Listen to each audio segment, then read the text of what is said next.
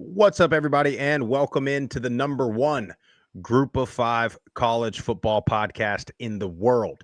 This is the Group of Five guys, and our mission is to be the voice for the Group of Five football programs, the voice that the mainstream sports media refuses to be. We need your help to do that. We need you to follow us on all the social platforms at Group of Five guys. Go to YouTube, Apple Podcasts, Spotify, or download the Varsity app for free. Subscribe to the channel on there. Tell your family and friends all about us. Leave a 5-star rating and a review. Or you can go to group5guys.com and get you some Group of Five Guys merch. On this episode, we preview a Friday night colossal matchup in the Mountain West. We recap a surprisingly wild Wednesday night in Conference USA. And we preview all the games for Saturday. We're going to talk a little NIL naturally and plenty more. Hope you enjoy the show.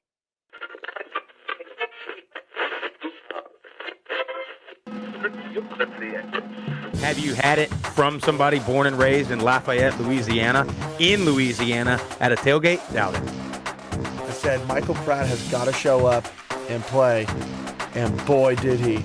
394 yards, 4 touchdowns, 48 rushing yards on the ground, and another touchdown. Projected getting drafted between the first and third round. Like, that's incredible. The wide receivers are absolutely stacked for the Group of Five. Yeah, I really appreciate you do for the Group of Five programs, and I think it's great. I think we should get more of this. But you guys are on the forefront of this, and I'm thankful for this. I'm glad that you're talking about the Group of Five because I think they get overlooked. But it's a ton of fun to watch a guy go to the NFL from a Nevada or a Colorado State or a Middle Tennessee or an App State, and fans follow that kid.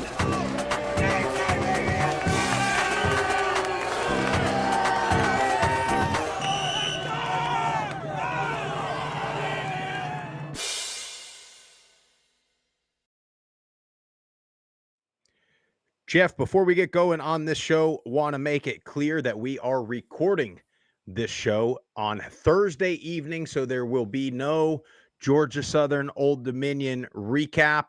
We previewed that game on Wednesday morning, so we're going to have to wait to recap that one until the Monday morning show. So do apologize to the Georgia Southern and Old Dominion folks out there. Reason for the recording, though, in great news is, as you're listening to this show, Jeff Murphy is in the air heading to the Detroit airport, where he will then pick up the rental vehicle and go to Toledo, Ohio. And then a few hours later, he will pick me up from the Detroit airport, where we will attend the Toledo Bowling Green Battle of I-75 Saturday afternoon contest. Can't wait. I am fired the hell up for this.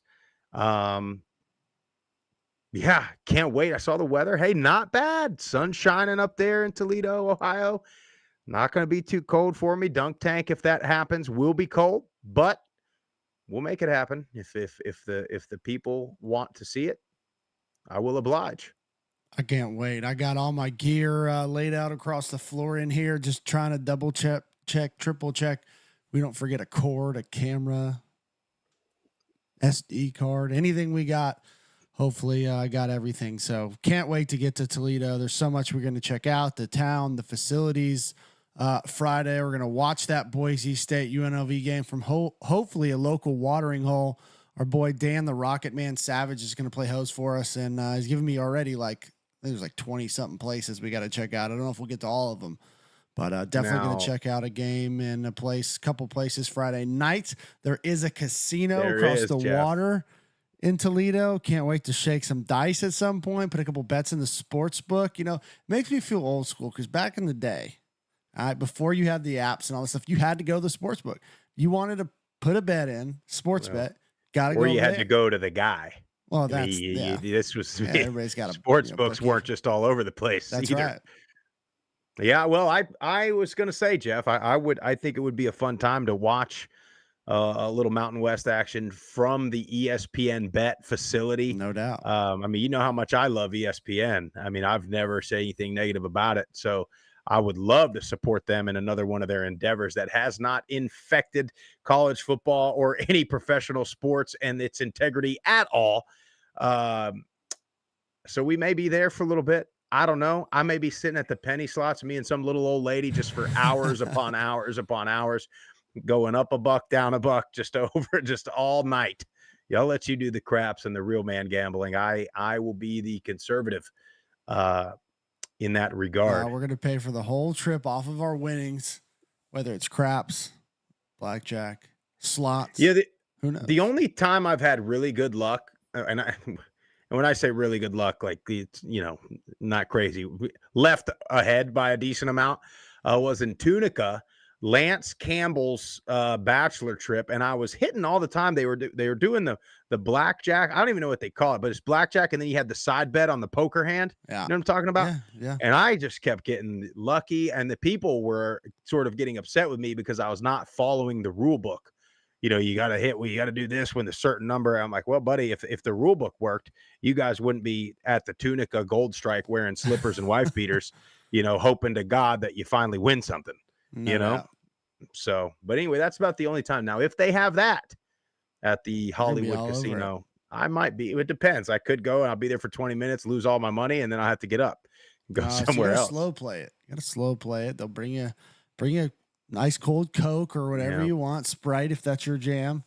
While you're gambling, it's complimentary, Sprouse. Complimentary. Well, look, we got a lot to talk about. First thing we got to talk about now, this is being recorded in the afternoon. So as you could probably honestly tell, we have had multiple cups of Deca Gray coffee already. So there's no need to make another hot pot. It's fine. It's in the evening. But you guys know the drill. Deca Gray Coffee Company, local family-owned business, supporting the Group of Five guys with roast to order coffee. Now, when you click add to cart, you click purchase. That's when they roast it. That's when they put it in the bag. Get you the Group of Five guys game day dark roast. Use our code GOFG, 10% off, free shipping. Very, very good big time coffee. You can either get the grounds or the whole beans. But either way, it's good stuff. Use that code GOFG. Down goes the Liberty Flames in Kennesaw, Georgia, at what, no disrespect to Kennesaw, looks like a high school soccer field.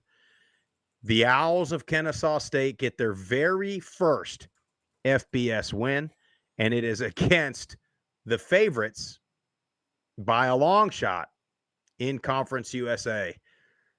I don't know what's your initial reaction to this, Jeff Murphy? My initial reaction is I'm happy for Kennesaw State. I'm happy for Coach Bohannon. This is a monumental win. Not only it's their first, they take down the undefeated reigning champs in Conference USA. So first and foremost, that's a special moment for them, for those players, for that coach. I think it was awesome for them to have that at home, to get their first win in front of a ruckus crowd.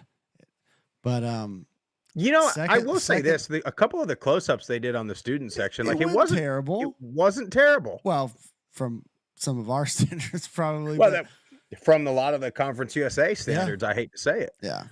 No, but happy for them. And I mean, look, Liberty's gotten away with a bunch of wins this year, not playing clean, sound football, and it finally caught up with them. And shout out to Davis Bryson.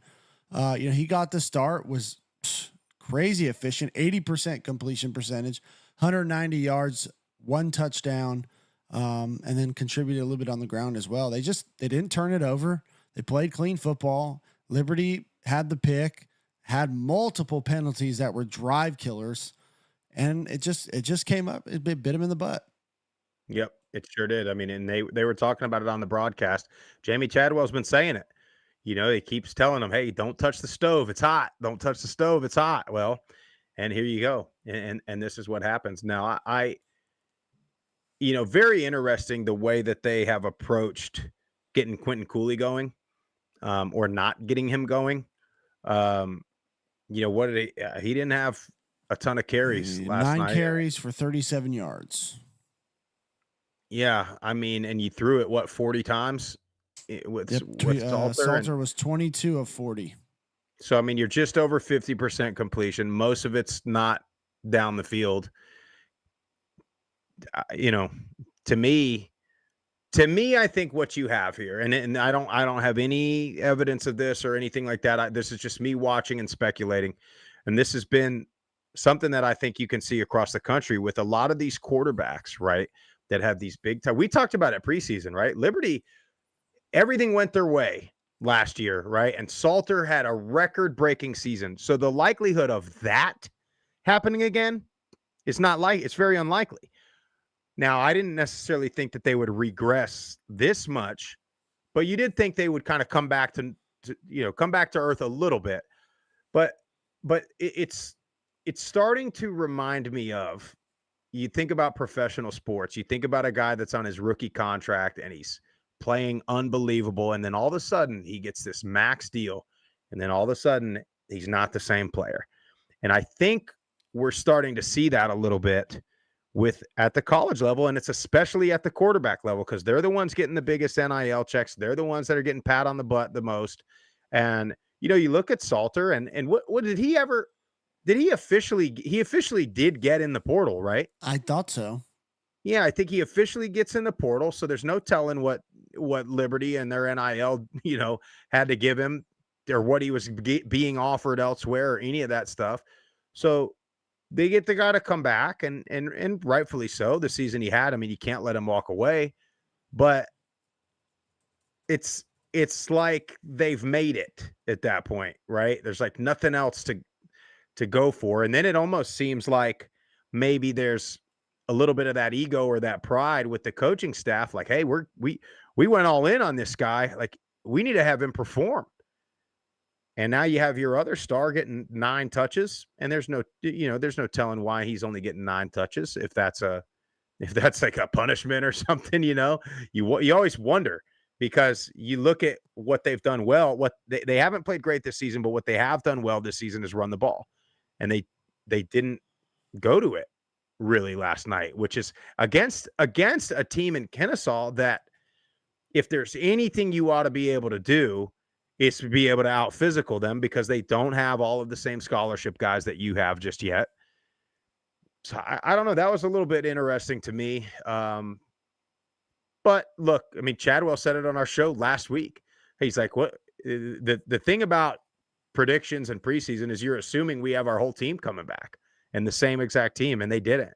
And they, for as many times as Salter threw it, they struggled to protect him a little bit. But yeah, like and said, I just don't understand. Like, your bread and butter last year was the ground game. It was running it, and they finished the season the #1 rushing team in the country, almost 300 yards a game. This year, right now, they're at 229. Now, that's still good, but I mean, that's quite a few yards less. And you just have to factor into that some of the penalties you get in the pass game, holding because your quarterback is running around, and linemen don't know when he escapes the pocket. So they're latched on inside the frame. And then all of a sudden the quarterback runs that way, the defender goes that way, and now he's outside of the frame. It's holding. So, I'd have to look and see how much more they're passing it this year. I just don't remember Salter throwing it 40 times. And I know they were down, so they're trying to come back. Some of that's that, but that seems like that offense was predicated on the ground game and everything fed off of it. And it just doesn't seem like they're going to it as much, especially Cooley. And you already said it. I'm not sure what's going on there. He seems like he was the type of guy last year that the more you feed him, the later the game goes on, the defense wears down, he breaks more tackles, and that's where you get your big, long runs. Look, Liberty still has everything they want in front of them. Some of the fan base is like, this was the worst loss in the history of Liberty football. Guys, it's a loss. It's going to happen, and you're going to have a lot more of them in the tenure of Liberty football. So, like, I know they knocked it out of the park in year 1 in Conference USA, and I think some of their fan base, and hopefully not, but the players read what's going on, what's being said about them, that they're high and mighty, and you get a little bit of a big head, big ego, and you just start not coming out ready to go, and that's where they've been playing catch up all year. So who knows? They still have a chance. They still are probably the front runners to win this conference. But now it's they got to take care of business for real. Well, and here's the thing. There was a bunch of tweets about getting out of. They want to get out of Conference USA, and I mean, maybe you do, maybe you don't. But also, on a bright side for Liberty is, hey, maybe some of these teams can catch us, and the conference as a whole will be better. And like you said, they still got a chance to win it, and like they probably will win it. I mean, Yeah. if they start playing well, and If I could chime in on that point you said about them wanting to leave Conference USA, because I commented on a Liberty fans post, and they were echoing that sentiment, like we need to get out of Dodge sooner rather than later. And my thing is like it's a different climate than it was over a decade ago. But if you look at where the Sun Belt was, specifically when my senior year was when we left the Sun Belt to go to Conference USA, Sun Belt added a bunch of teams and strengthened the conference. Did it happen right away? No. It took about 5 or 6 years. But now if you look at the Sun Belt, what is it? 2012, probably almost 11, 12 years later, the Sun Belt's one of the best Group of 5 conferences in the country. So, the Conference USA is bringing in teams as well. It's going to take them a handful of years. They got more scholarship. They got more resources to build that program, to catch up to everybody. I think it's just a quick and irrational mindset. And I know fans are fans and they're going to have those type of reactions, but relax. You had a great season in year one. It doesn't guarantee you every year that that's how it's going to be, and that other teams don't want to knock you off and that they aren't going to get better. Yeah. And then one other thing, a lot of the reasons they want to get out of Conference USA is because of when you look at the crowds, which I get that, man. Conference USA to me has the worst fan bases, I think, in the Group of 5 as far as attendance. Now, as far as on the field, though, and this is more for the people outside of Liberty and outside of Conference USA. I mean, look, your Western Kentucky beats Toledo, right? I mean, how many times have we seen everybody thinks Conference USA is so bad, but then Conference USA goes and plays the Sun Belt or plays the MAC or plays somebody and beats them or plays the SEC. Yeah. It's so it's not. To me, it's like every other conference, right? There's 3 or 4, there's usually 2 or 3 that are better than everybody else. And then there's like another 2 that are kind of okay, that could beat anybody, but probably won't win it. And then there's 5 or 6 that are usually not great. And that's about what they got right now. I mean, you got Liberty and Western, and then you probably got Jack State sitting there, and you got Sam Houston sitting there. And then you have the Blue Raiders of Middle Tennessee. Well, we got to before we get into that, because we were on that quarterbacks getting the NIL subject. So I know you got a clip from Gino Auriemma, a legendary UConn women's basketball coach. That's an NIL absolutely needing to fix. Do you have any suggestions? How to fix it? Yeah. The NIL part? Well, or the portal. Well, the NIL part, I think is, I think it's a test. It's a test for whether people are full of shit or whether they're serious. All right, so it's a test for, do we keep the charade of student athlete and amateurism, or do we call it what it is? Semi-professional, pay-for-play sports. So either keep the charade of student athlete, which, teams wouldn't be going 3,000 miles to play conference games if it had anything to do with student athlete welfare. That's number one. So we obviously threw that in the garbage can. So let's just call it what it is. We're going to pay these guys to play basketball or play football or pay them to play, any sport at a university. And then let's make it a business and figure out, how do we manage this business? Other sports have done it. Pro sports, they've done it. They sign kids to contracts, and you're bound to your contract. And let's honor the terms of the contract. Let's do it. You already got kids holding out, right? You already got guys playing and going, I ain't playing anymore until I get more money. So we become professional sports. Let's say it and let's act it, right? And let's stop the charade. The portal, How about we teach kids how to make a commitment and stick to it? All right, I get it. You want to leave. Fine. Leave. No penalties. How many times do you get a chance to leave? No penalties. Coach can leave anytime he wants. I can. I have a buyout. That's a great idea. Let's sign kids to a contract. And let's put a buyout in. Let's make it a business. Because that's exactly what it is. That would fix it. And let's have a salary cap. Which I think this 20%, whatever it is. I think that's what it is, right? So they're getting close, but they got to start calling it what it really is. And not be ashamed of it. Right? The kids aren't ashamed of it. Hey, you student athlete, you an amateur? Yeah, I am. But you get paid a lot of money. I know. Let's not talk about that, but I like it. I think he's spot on. I mean, that's kind of what we've been saying about NILs. There's got to be terms that binds the players to that university, whether they decide it's a 1-year deal, 2-year deal, or they want to sign a 4-year deal. They're bound to that contract because right now they can just do whatever they want and they have all the power. Yeah, and it would also bound the NIL or the company or the donor to actually deliver on the money that they're promising. One thing he said there that I don't think I've ever heard in the defense of coaches leaving whenever they want. Yeah, I have a contract and I have a buyout. You never hear people say that. Whenever people talk about the portal, you always hear people, we got coaches, they leave whenever they want. They go wherever they want. And it's kind of one of those arguments that nobody's refuted until right there. To me, at least I don't think I've heard it.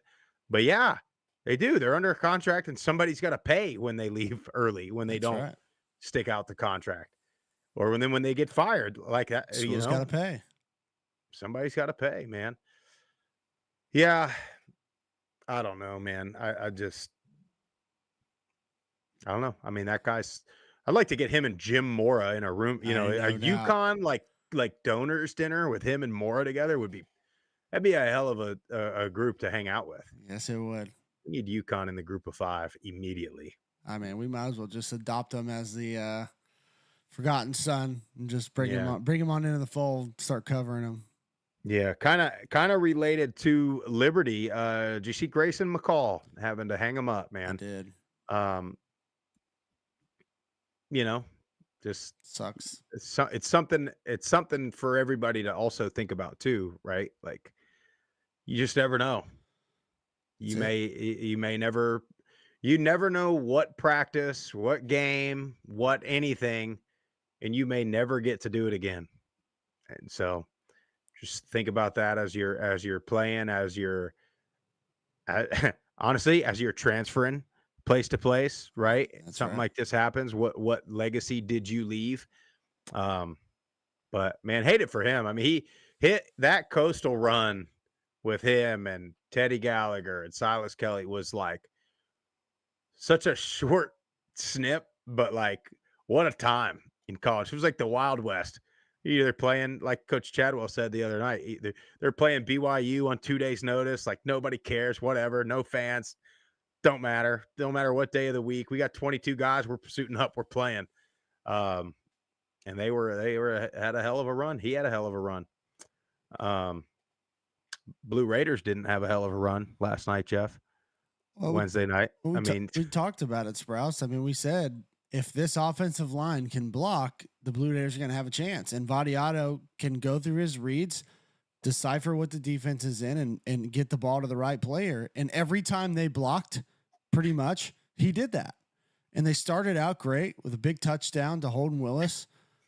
And then you'd have drive killers where they'd run a stunt, not a complicated stunt, and he'd have a guy in his lap. And if you can't block, you can't run the ball effectively, not consistently, and then you can't pass, bro. I mean, it's just tough for them to score. Yeah, the pass pro, we talk about it every time they play on TV, but it's hard to watch, man. I mean, Jack State is in more of like a 3 down, and like they're immediately turning sideways, which is like offensive line 101, right? Like stay square. You remember that? You're doing you're doing those little mirror drills. You stay square, you slide back and forth, but their tackles are turning right away. We talked about this on the phone, Jeff. Like there's times when you turn and you run, right? If the defensive end wants to run straight up field, you set him. You have to set the pocket, though. You cannot from your stance go sideways and allow a good defensive end to not have to. Why do you think you watch a D-line drill, right? They're bending around that stupid ass orange ring all practice long, right? Yeah. Because that's what they're doing. Running the hump. They're practicing dipping that shoulder, right? And getting underneath the tackle and collapsing the pocket. But when you turn sideways, you make it to where they don't even have that. They don't even have to get the edge like that. You got to set them and make them declare that they're running, that they're going to go upfield. Then you let them run past you, and then you freaking take your inside hand and you jam it into their kidney and you run them 10 yards. And then guess what? Now your quarterback can just take a little step right into the pocket. But what we have at middle is both tackles turn sideways. They don't have any kind of pocket at all. So even if he goes to step up, there's no room. There's nowhere for him to go because they're so tight on him. And then your center's also turning sideways somehow or another, which is like a never, ever. And you got a 3-man rush and 5 linemen are all getting beat. You watch a play and 2 seconds into the play, all 5 linemen are turned facing the quarterback and their backs to the line of scrimmage. And Vadiato's got no shot. He's got no shot. Yeah. And he's throwing it up in the air, hoping to God Amari Kelly's open. And sometimes he is. Yeah. Not a good look, but shout out to Jack State. 440 rushing yards on the ground. And a lot from the quarterback. Yeah. What a season-changing move that was. I mean, huge. It's changed the trajectory of their season. Tyler Huff had 150 on the ground, 2 touchdowns, another 137 in the air with 1, and then Trey Stewart, 21 carries, 210 yards, and a touchdown. I don't care. You rush for over 400 yards, you're going to win the vast majority of those football games. They're contenders. They're contenders. Absolutely. Don't we got them in Liberty next weekend? Mm-hmm. That's a big time showdown now. And that would put Liberty about out of it if they lose. So now the pressure's on. Pressure's on even more so than it was for Liberty now just to get to the conference championship. So remember, no report, I guess, on Georgia Southern Old Dominion as we are recording this show pretty much during that game or right before that game starts. Friday night, this has got to be maybe the most important Group of 5 regular season game in my lifetime. I mean, when you think about the eyes that are going to be on this game, when you think about the implications of this game, I mean, you go back to even when Boise State in their big heyday, right? You think, I was thinking about that. Is this Boise? Like, this is probably UNLV's most important game ever. You look at Boise, and I started thinking Boise State's played in some pretty damn big games. But then I was like, yeah, but you know what? They won that Fiesta Bowl against Oklahoma. And you know what I mean? Yeah.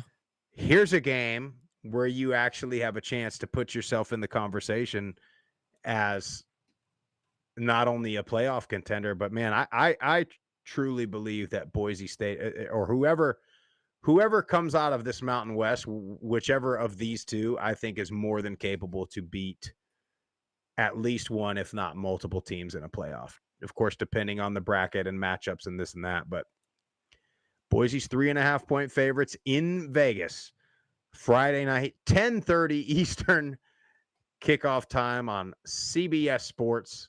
It's going to be a late one for us. Going to be a late one for us, but that's a good thing we could be in the casino where you don't know what time it is, Jeff. That's right. You're just in there sitting at the slot machine. They keep bringing you what you need.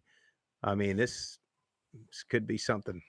But what are you thinking here, Jeff? Give me your synopsis of this game.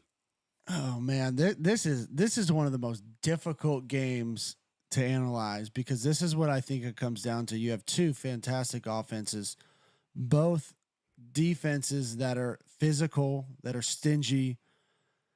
Is Ashton Genty, we know he's just different.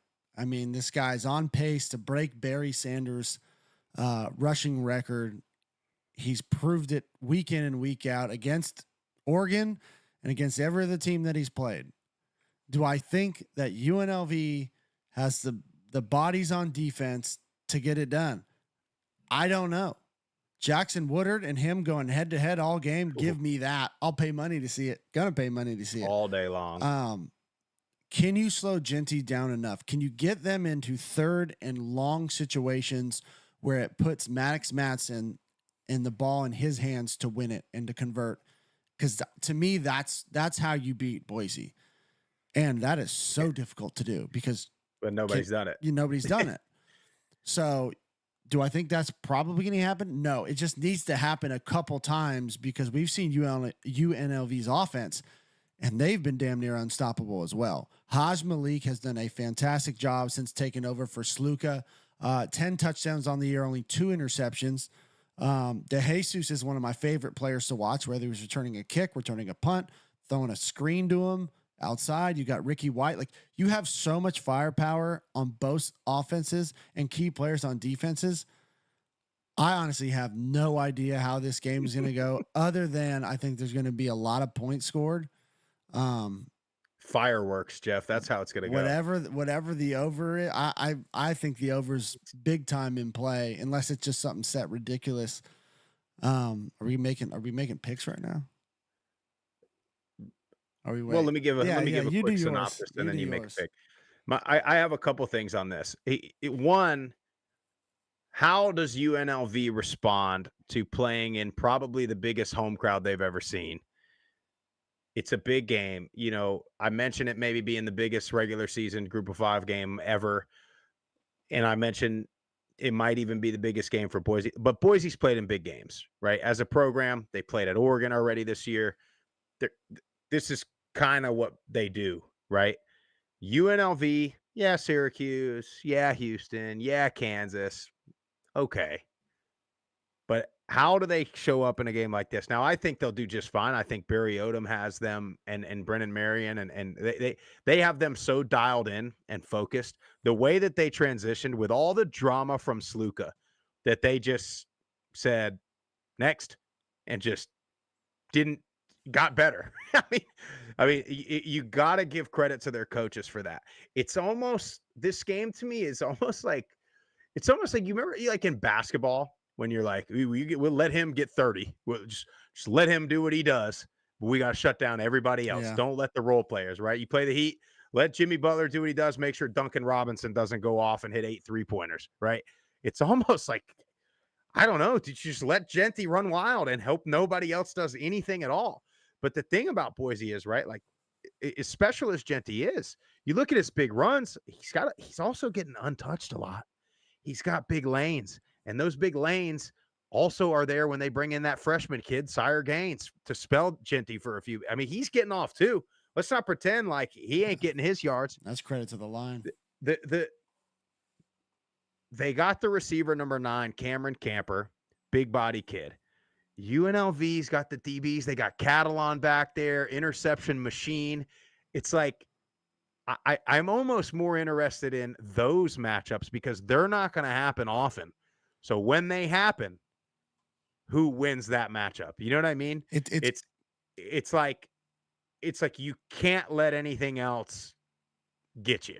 Is kind of where I'm going with this. Genty, yeah, he may, and you look at, like, when's the last time you saw an offense just be that patient where they don't attempt it, right? Like Boise, you remember that Oregon game? We're sitting in the freaking hotel in San Marcos, Texas, aren't we? Is that where we were? I think so. Yep. We're watching them play. Boise's got the ball, 4 minutes to go. We're like, oh my God, Boise's going to win this game. All they got to do, first down, give it to Genty. What do? They throw it. Now you're at 2nd and 10. Now it's a little questionable. Well, now can you run it on 2nd and 10? Maybe we got to throw. They throw it again. Now it's 3rd and 10. Now you got to throw. Coordinators, for whatever reason, do that crap. They're going to do it. When they do it on Friday night, can UNLV not give up the big pass play? And that's to me what's going to win or lose this game. Yeah, it's going to be whoever blinks first, right? I mean, they're each going to get each other's best shot. Here's something to look out for. How you going to block Ricky White on punt block? Punt? Yeah, that's exactly right. You better have something for him because the dude is faster than most of the guys that they see on punt block. He's so tall. damn long. Yeah, he's long. Yeah. He can get there and that's the thing. It's like where most guys are 3 steps away and not very right long. There. He's now 1 step and he's long, and that's how he's been able to get to these punters. So you better have something for him. And if you think that UNLV special teams coordinator knows that he's going to have something, he's going to have something to get Ricky White a free lane and a free runner. And if he blocks another one, I'm gonna like this is gonna be one of the most impressive special teams performances outside of like kick returning and punt returning that we've ever seen. Yeah, I can't wait. And I honestly, the only thing that I hope for is that it lives up to the hype. I know, because you know how it goes, Jeff. I do. Everybody will be watching, and it'll be like, Well, Sprouse, that's another thing too. We were in the Alamo Dome for that Conference USA Championship 2 years ago. Place was loud. Allegiant is going to be cracking. It's going to be loud. So that's going to affect Boise when they're on offense. I think it's going to be packed. Yeah, I think. Well, they're expecting a record crowd. I mean, they're not gonna sell out the whole thing. They'll probably have more Raider fans than we have on Sundays. They probably will. But I bet you they'll have to open up some of that upper level. God, I hope so. Man, and I hope it looks good. Come, CBS Sports, send the best you got out there, man. Well, our good friend Josh Pate's going. He is going to be there. Shouted us out in his show. Tagged us in a post. Well, look, he has tweeted at us a couple times, and then last week, I don't know if he watches the show. Josh, if you watch the show, don't judge the Group of Five by what you witnessed on Wednesday night, okay? Do judge the Group of Five by what you're about to witness on Friday night. And that atmosphere, because it's going to be cranked. And that atmosphere, yeah, man. And doesn't it just make it awesome? It's in Vegas. It's got all the hype. I mean, hopefully we get some celebs out there. You know what I mean? You got all these celebs going to Boulder. Where you at? Mike Tyson? You know? Get your ass out there. Where you at? Dana White? Let's get some of the Raider guys in there. Crosby.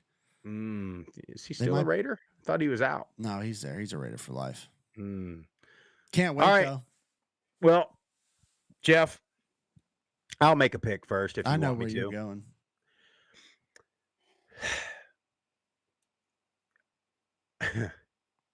Just pick it. Boise's going to win.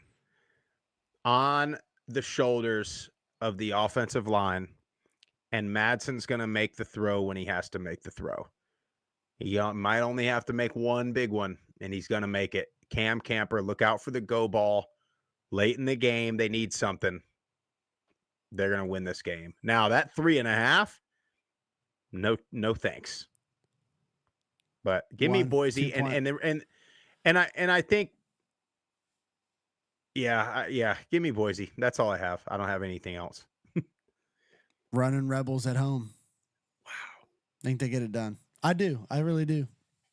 I think Brennan Marion's been holding on to a couple wrinkles, and I think he's going to have something. I mean, they run a lot of triple option principles, and I hope they get back to it, because man, that gives you great matchups on the outside with Ricky White and DeJesus. I think Rebels get it done. Can I say one more thing, Jeff? Please. And I'm not blaming anybody for this, but I'm seeing the rumors are swirling. Right? You saw the tweet. Schulte put out the tweet in his podcast, and I don't know if he started the rumor or where the rumor came from of Brennan Marion going to Southern Miss to be the head coach. Can I tell you how much I cannot stand that shit? Sorry. Like, we are exactly halfway through a season and historic seasons. And unfortunately, this hurts the teams that are on the historic runs the most, because those are the coaches that are getting the calls. Those are the ones that the rumors are starting about. And look, I don't know if there's any truth to it or not. I mean, Marion's a Pittsburgh guy. I don't know. Does he want to be in Mississippi? I don't know. But it drives me off the wall when you get it used to happen in bowl games, right? Now it's starting to happen. You look at the last couple of years, conference championship games. You all of a sudden see a team come out and lay an egg. 6 hours later, their head coach is recruiting some other school. I don't want to see this crap in October, man. And I don't want to see it I don't think it will because, again, I think Barry Odom has them so freaking locked in, and he's done that job. But look, you already got a rumor about your OC. You know damn well you're going to start seeing rumors about your head coach. You're going to start having rumors about your star players transferring. You don't need that crap. Not in the middle of the season. So, I don't know. I mean, you can't blame a reporter for reporting what they may or may not have heard or speculating, or Southern Miss fans saying, yeah, this is the guy we want. You'll never be able to stop that. But, oh, man. I'm with you. I don't like it either. Anyway, does Navy have a chance against Notre Dame at MetLife Stadium? Better watch out for them ankles and knees there. Yeah. I think they 100% have a chance. This is just my quick opinion on it.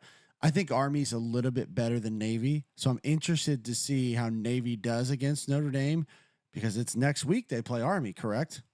No. I want to say it's back-to-back. Ain't no way Notre Dame. Buddy, Notre Dame makes their own schedule. There ain't no damn way that they scheduled Navy and Army back-to-back. Well, if you got to think about it, that would make more sense. Seeing it 2 weeks in a row? No, yeah. They don't. They play Florida State after Florida that. State. Yeah, they don't. Anyways, they play Army late, boy. Yeah, they do. I think Navy does have a real shot. I think Horvath is special, and what they do on offense and their ability to not have to change personnel and go into a regular spread shotgun set and him be able to throw it is huge. They haven't had this before. So interested to see how this does against Notre Dame. They're going to get limited possessions because they're going to chew clock. So I don't know if Navy gets the win, but it wouldn't shock me if they do. Now the question is, did Thomas Hammock make a phone call over there to Coach Newberry and tell him what the deal is? Hope so. You know, my biggest thing I'm interested in with Navy playing Notre Dame is if they win or if Army wins, how high in the polls can Army or Navy get by the end of the season, to where is there a chance you have two group of fives as your fourth and fifth highest rated conference champions?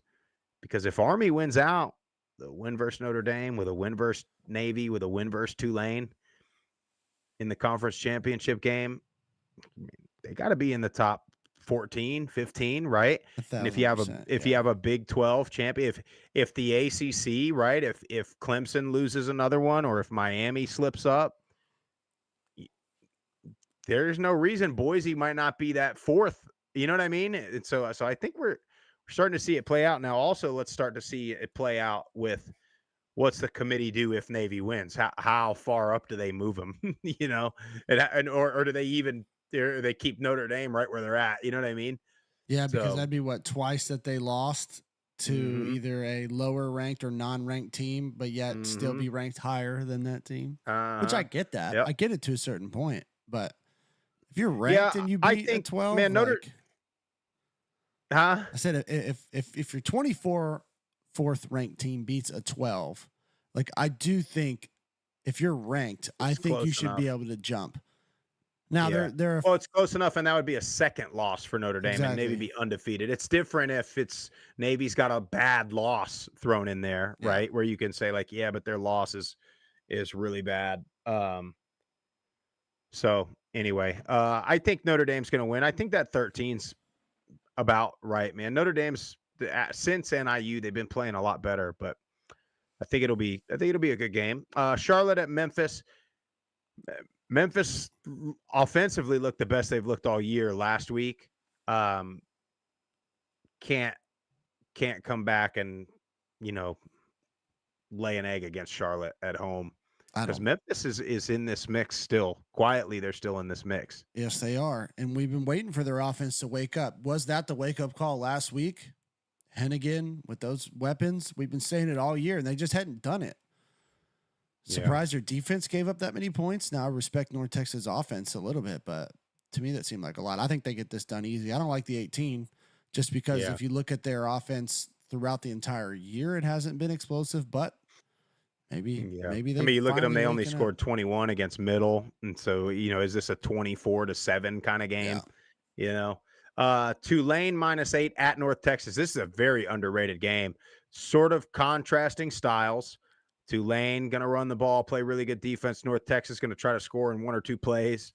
This is a big test for Tulane, really. I think well, they got everything to lose. If Tulane is still barely on the outside looking in, if they get some help in the Mountain West and they end up winning the American with the 2 losses that they currently have, I think they are the team. But they can't lose again. So interested to see how they come out. I don't like -8, not one bit. No, not me either. They struggled against Rice last week. I just think they need to get back to playing sound defense, running the ball, and using Mensa with his legs, get him on the edge, roll him out, throw him, because he's been phenomenal throwing the ball this year. I think they get it done. I don't know about the 8 though. Not against North Texas's offense. They can just score so fast, man. DT Sheffield, man, he's become one of my favorite players to watch. Temple at ECU.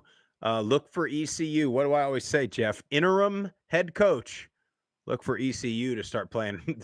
Come out inspired this week. You'll get a bump. You'll get the 1 game bump. I think they get it done. I think they cover the 7. Yeah. Rice at UConn. Give me UConn. Give me the fighting Jim Morris. He's fired the hell up.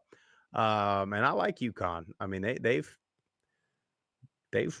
play decent ball. Sometimes they're way better at home too. Yeah. No, and that's a hell of a far travel too for Rice. Yeah, I agree with you. Don't look now, Jeff, but the Roadrunners are going to start winning some games. And they'll find themselves. Didn't they do this like 2 years ago? They started like 1-4, ended up like 8-4, and won Conference USA. Didn't they do that? I feel like they did. Sounds like it. I feel like they lost to Houston, lost to Texas, beat somebody not great, lost a conference game, and then like won the rest of them. I feel like they did. So give me UTSA. I like 8.5 there. Yeah. I think Tulsa's struggling this year. Hopefully they can get that ground game going, man, because when they can run the ball, they play good defense. They're hard to beat. Yeah. Not going to talk about the Bowling Green Toledo game because we'll preview that from Toledo. These MAC games, I mean, honestly, it's pointless to pick them. No clue. No clue at all. I mean, Buffalo at Ohio. Yeah, Ohio -6 sounds good, but Buffalo might mess around and play good again. And this might be a 12-6 game. This might be a 48-42 game. No idea. Absolutely no idea. I'm going to pick Ohio. They're at home. These, MAC fans, they get after it when it's Saturday. They get good turnouts. So give me Ohio. I'll take the Bobcats for no good reason at all. I'm going to take Buffalo in this one. I think that they're going to get things rolling. They're still, 2-1 in conference. They're in the hunt. I think they play better on the road too than they play at home. Well, they gotta do something about their home field. I mean, they got the track still, don't they? I mean, it's tough. If you could get Bills Mafia to somehow support your college, I mean, I don't understand that at all. I mean, all you got to do is get like a third of them. They need to draft Dolak. The Bills do. They do. Central Michigan at Miami. Here, Miami, it's almost the same thing I'm saying about UTSA. Here they come. Here's the Miami team that we thought they were going to be, that they haven't been. -12, I don't like at all. But offensively, they start now. All of a sudden, they're scoring points. Defensively, they're starting to play well. Those guys they still got all those guys we talked about preseason, Jeff. Yeah, give me the Red Hawks. I think they cover it too. Here's a surprising one. Now, this is one where I feel like I do have an idea, which probably means the opposite. Eastern Michigan ought to go to Akron and win that game by 3 points, right? I mean, am I crazy? No, you're not. I think that's an easy lock, but then Akron will get their freaking. Akron will play the best. Yeah. Akron will show up like freaking Kennesaw State last night. They'll get their second win of the season. Yeah, in NIU at Ball State, again, I don't like 12 points in any MAC game. I really don't. But I do think NIU is going to win this game. I mean, NIU, they have 2 conference losses now. I think two 2 in the conference is about what Yeah, they're 1 and you 2. can do. I think, I wouldn't be surprised if the winner of the MAC had 2 conference losses because, again, you're looking at all these teams and they're all the same. They're all the same with a couple stars here and there that make one team better than the other. But I'll take NIU to win that one. I've watched Ball State twice now, like fully, and they're not a bad team. They just turn the damn ball over too much, like stupid plays and turnovers. If they can play a clean football game, they can move the football. I think NIU wins, but I think it's close. Yeah. I think this game's close. I like it. Kent State at Western Michigan, 17 points. I don't know about all that. I mean, again, this is the biggest lines I've ever seen in the MAC. It's normally 2.5, 3.5, maybe a 6 across the board. I mean, Western Michigan, hey, look, they're sitting there right now, first place in this conference. They haven't lost in the conference yet. They play good football. Kent State, not very good. That's the recipe, right? Yeah. I mean, you have the top. This is crazy. You got the top scoring offense in the MAC in Western Michigan, and you have the worst scoring offense in the MAC in Kent State. I think that's why this line is at 17. That just seems like a lot of points for this conference. I would stay away betting wise, but yeah, Western Michigan wins. Yeah, I do too. Going in the Mountain West, and I am trying to get through a little quicker because we've got some stuff going on this evening, and we got some voicemails to get to. New Mexico at Colorado State. Jeff, look out. Look out for the Lobos and Dampier here, Jeff. Colorado State starting to hit a little rhythm. They're starting to get a little confident.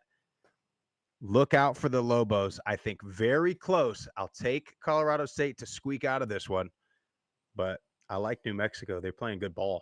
They are. Dampier's an electric quarterback, phenomenal runner. But I'm going to go Colorado State. I want to see Colorado State in the mix towards the end of the season. Who knows? Maybe they can sneak in after, depending who wins this game on Friday. But give me Colorado State. Utah State at Wyoming. I think Utah State's going to win this one pretty big. I think Jalen Royals, this is his time to shine. Wyoming's they can't really score points. They're not really great at much. And Utah State, I like Royals. I like what they can do offensively. Yeah, I agree. I think Utah State's offense is actually pretty darn good. You just get Royals the ball in space, and he's going to do the rest. Wyoming's ranked second to last, averaging 17.1 points per game. They just struggle to move the ball and score. Yep. San Jose State at Fresno State. Give me Fresno State at home, and that's about the only reason I'm going to pick them here because they haven't really played great. But I think they're still probably the third best team in this conference. So I'll take the Bulldogs here. This is a big game, and this is sort of a rivalry because San Jose and Fresno is really not that far, just a couple hours difference. I think the Spartans know that they're still in the hunt for this conference. I think they go into Fresno and get it done. I have not liked what I've seen from Fresno State. They have underachieved all year. You can clearly see that Tedford not being there has affected their offense and Mikey Keene. Give me the Spartans. Wow. Washington State at San Diego State. I'm going to tell you, this is I'm probably dead wrong, but I like San Diego State to at least cover this. This is a better team than we think, and I don't know how good Washington State really is. 14.5 to me is a lot of points. I realize there's not going to be more than a couple thousand at that game. But give me San Diego State to cover that. I'll take Washington State to win. Yeah, I sort of like San Diego State. Same concept. I mean, they've the second best defense as far as points given up in the Mountain West at 22 points per game. I don't know. Washington State definitely wins. They can run the ball. Yeah. Sean Lewis starting to get that thing rolling a little bit. Yeah. Yeah. Nevada at Hawaii is about a pick 'em. I believe it is exactly a pick 'em. I think no line on it at all.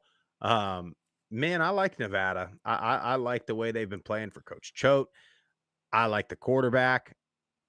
they've played some tough teams and they've lost some close ones. They've beat some good teams, some decent teams. I'll take Nevada. I'm going to take Hawaii just because they're at home and that travel is it's a problem for some teams. I just miss the days of Colt Brennan, the run and shoot offense. I want to get back to it, man. I want to see Hawaii start scoring 40, 50 points a game on average. I want them to get the win. Come on, Timmy Chang. Well, that's how you're going to get people to go there. Yeah. You make it an exciting brand of football that kids want to play. 100%. And Southern California kids want to go out there and, score 40 points, catch 10 passes for 200 yards, Sit by the beach. That's it, man. That's all the games. We got a couple voicemails and then we will get out of here and then we will see y'all. Games, Sprouse. I've got a whole nother page, Jeff. Sunbelt, honestly, Jeff, they're out of it at this point. Georgia State at App State. Now, are they good to play at Kid Brewer here? I hadn't heard anything. I can't. They need to get back on the damn field. They need to play. Georgia State, I think they can beat. Interested to see though how App comes out. Honestly, I would not be surprised at all if this is a very close game. I wouldn't have a heart attack if Georgia State won this game. But I don't think that's going to happen. I think App State wins a close one. Yeah, I think the crowd is going to make a huge difference as far as I can see. Everything's saying that it'll be rocking there. Yeah, I think App rides that momentum and they cover the 7.5. Southern Miss at James Madison. See, this one's interesting. James Madison coming off the loss, but they're back at home. Southern Miss fired their coach, interim head coach. What does James Madison do? Right? Last time they lost a game, they came out and they just absolutely went off. What are they going to do this time? I don't know. I think that they'll win this game handily. I don't know about 24.5 points, though. Yeah. 3 touchdowns probably, but I don't like that at all, betting purposes. But yeah, JMU plays much, much better at home. They have that home field advantage. Definitely get the win. Yep. Very underrated game. ULM at South Alabama in Mobile. I can't believe South is a full touchdown favorite, Jeff. Against one-loss conference championship bound. Is that right? Monroe. That's what I said. I mean, I gotta double check this. Double check me, Jeff. This is a trap, maybe. Holy smokes, you're right. This is one of those Toledo Hollywood casino traps, my friend. I mean, it really is. Yeah, I mean, that's the line's right. I'm sort of shocked here. This is a huge game in the Sun Belt West. Whoever wins this game is primed to make a run and be atop of that. Boy, oh boy. I mean, I'm going to go South Alabama. I want to. Are we both going to bet against the Warhawks? I wanted to, but now I can't, Jeff. No, you got to split. No, listen, I like South Alabama too. I think. You know what, Monroe? We just did you a favor. You're right. We just did you a favor. We're doing this because every time we're on South Alabama, they lay an egg. They do. And for Monroe, it's, everything has, again, like everything's kind of went their way this year a little bit. Ball's bouncing their way. They're playing well. It's like they're destined for something. Greatness. Maybe. But I like the Jags. I mean, we were so high on the Jags preseason, Gio Lopez and them and Fluff Bothwell. I mean, I Fluff. That'll be a good game. That's going to be a good one to watch. I'm sure it's live on ESPN Plus for us. So, the last one in the Sun Belt, Troy at Arkansas State. Man, give me the Red Wolves. I'm sorry. Troy. I mean, look, they're down, to their third quarterback. Yeah. They weren't good offensively anyway. Going to be tough. For them. Yeah, it's going to take some time. Trojan fans, be patient. Be patient. Well, look, let's get to these voicemails. How many we got, Jeff? I believe we have 3.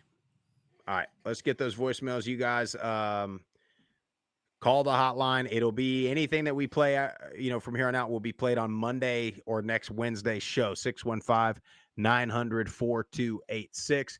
Give us your hottest takes. Give us your trash talk, your immediate reaction, and let's see what we got. Sorry, What's up, group of 5 guys? I kind of lost my voice cheering for the Blue Raiders. It's Brad with what's left of the Hall of Fame Blue Crew after that beatdown we took. But you know what? We didn't get beat by fucking Kennesaw State. Suck at Liberty. Ha, ha, ha, ha, ha. We beat those guys, and you couldn't. They haven't won a game all year. We're not supposed to be good, and you are. I'm sorry that I'm cursing. I know that does not meet the Liberty people's standards, but what else can I do? Another loss to the Blue Raiders. We had a great time on the road, great time hanging out with friends. The tailgate remains undefeated. The Blue Raiders will get better. Go Group of 5. Go Blue Raiders. Thank you. Brad has had some good calls. Yeah, Brad's money. These new callers are coming in with some heat now. Look at the Blue Raiders getting a little bit of more engagement, though, on the socials, on these kind of things. This never happened before now. Oh, it's great. Love to see it. Keep them coming, Brad. Let's get to our next one. Group of 5 guys. Timmy from Texas.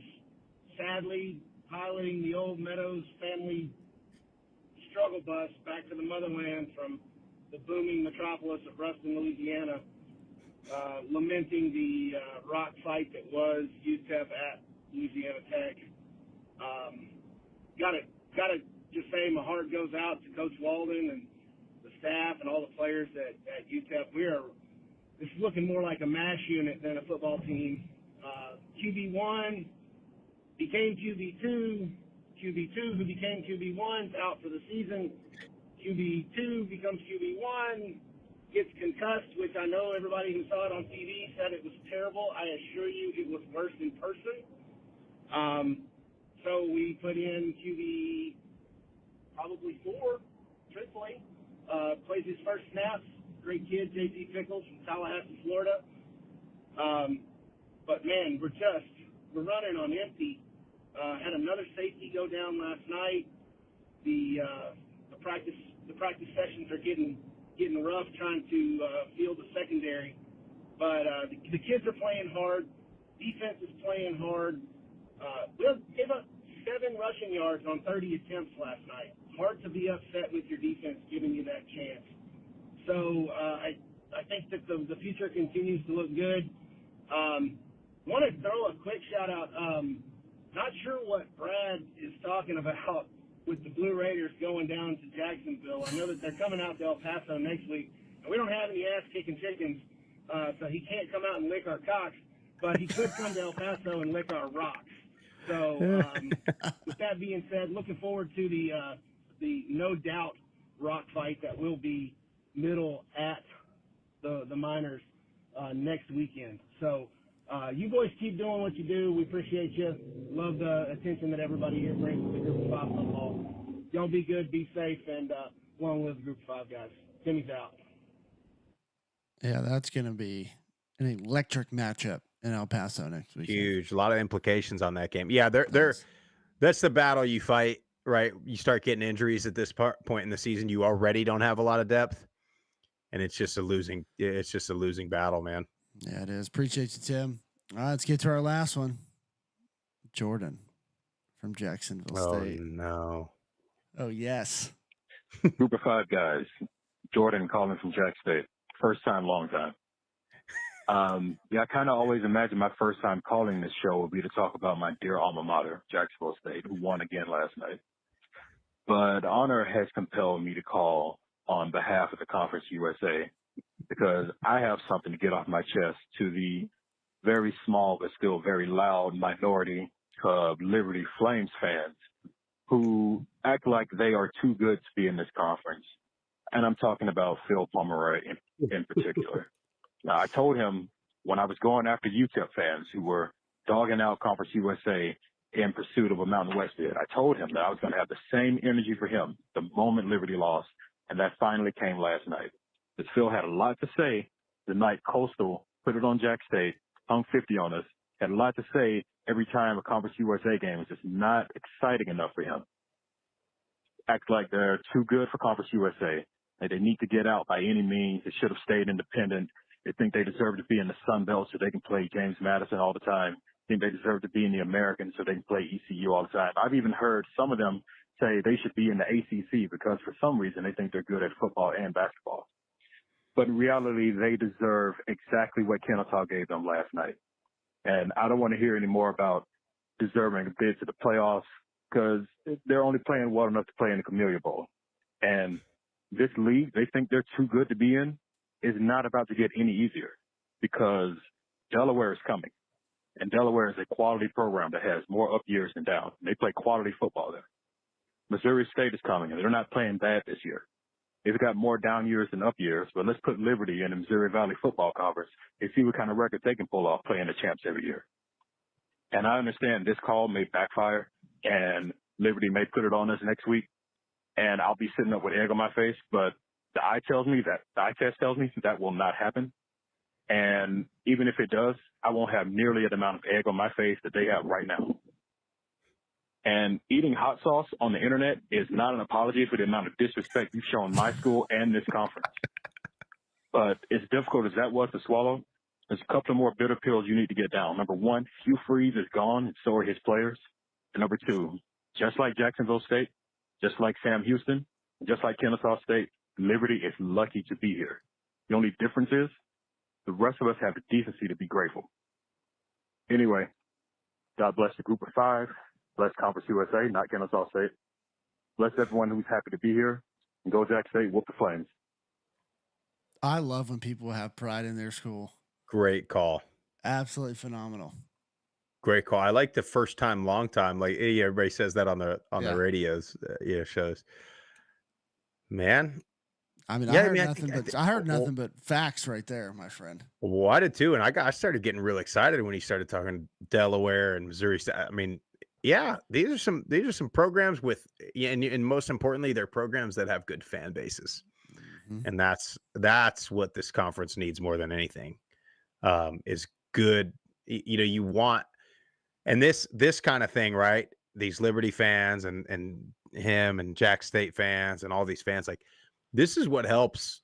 You're going to help get more fans by being involved and engaging on Twitter like that. No doubt. People are going to want to come to your defense. People are going to want to start calling, but can't thank you guys enough for continuing to call. I expect another call now, though, after the Liberty Jack State game, regardless of outcome. So keep that in mind. Yeah. Appreciate you, Jordan. That was awesome. And he hit the nail on the head. I mean, he said small, but loud contingent, and he's right about that. We've met tons of Liberty fans, and they're awesome, and they're rational, and they're friendly, and they've been nothing but hospitable. But I mean, you saw it last night on Twitter, worst loss in the history of their football. Come on. Like, let's relax a little bit. Still have everything you want in front of you. You just got to take care of business next week. That got to go through Jacksonville State. Mm-hmm. You sure do. That's going to be a game. Jeff, your prediction of the Blue Raiders beating Liberty and Johnny Red is maybe not as far-fetched as we thought. There's one prediction I'm going to hang my hat on, my friend, and it's that one. Well, look, thank you guys for watching and listening. We will see you Saturday morning, afternoon, not entirely sure exactly when, live from Toledo. Cannot wait to get up there, Jeff. I'll see you in a little bit, in about 24 hours from right now, my friend. You guys make sure you hit the follow button on all the socials at Group of Five Guys. Subscribe to the channel, YouTube, Apple Podcasts, Spotify, wherever you get your best podcast. Go to groupof5guys.com and get you some Group of Five Guys swag. Have a great weekend.